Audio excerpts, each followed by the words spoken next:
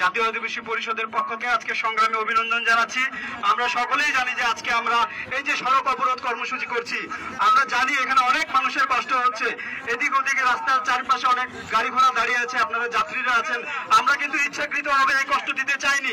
আদিবাসীদের বুকের মধ্যে অনেক কষ্ট, জীবনের আমাদের সংকট, ভূমির সংকট, খাদ্যের সংকট, চলাফেরার সংকট, আমাদের কোনো নিশ্চয়তা নেই জীবনে। এই জন্যই কিন্তু আজকে আমরা এই কষ্টটুকু আপনাদের দিচ্ছি। আমরা মাননীয় প্রধানমন্ত্রী জননেত্রী শেখ হাসিনা, যাকে মানব দরদী মা বলা হয়, তার দৃষ্টি আকর্ষণ করছি আজকের এই অবরোধ কর্মসূচি থেকে। আমরা তার প্রতি জানাতে চাই, আপনি 2008 সালে যখন ক্ষমতায় আসলেন, আপনার 14 দলের নেতৃত্বে আওয়ামী লীগ যে সরকার, আপনারা 2008 সালে খুব স্পষ্ট করে বলেছিলেন যে আদিবাসীদের যে সমতলের যে ভূমি কমিশন, সেটা আপনারা তৈরি করবেন, সেটা আপনারা গঠন করবেন। 2014 সালের নির্বাচনে আপনারা একই অঙ্গীকার দিলেন, 18 সালের নির্বাচনী ইশতেহারেও আপনারা একই অঙ্গীকার দিলেন। কিন্তু এই যে এতগুলো বছর চলে গেল, প্রায় 3টা টার্ম আপনাদের এইবারের যে সময়, সেটাও চলে যাচ্ছে, আগামীতে নির্বাচন।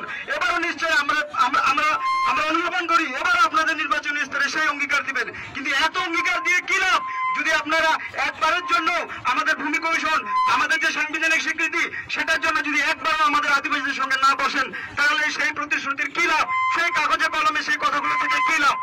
এই সঙ্গে আমি বর্তমান ক্ষমতাসীন মহাদেশ সরকারকে আহ্বান জানাই, এই সব দাবি দেওয়াগুলো শুধু কাগজে কলমে না রেখে বাস্তবে করুন এবং আদিবাসীদের সঙ্গে বসুন। তাহলে আগামীতে আরো এই ধরনের আরো বড় বড় কর্মসূচি আমরা দিব এবং আমরা আমাদের জীবনকেও ভয় পাবো না।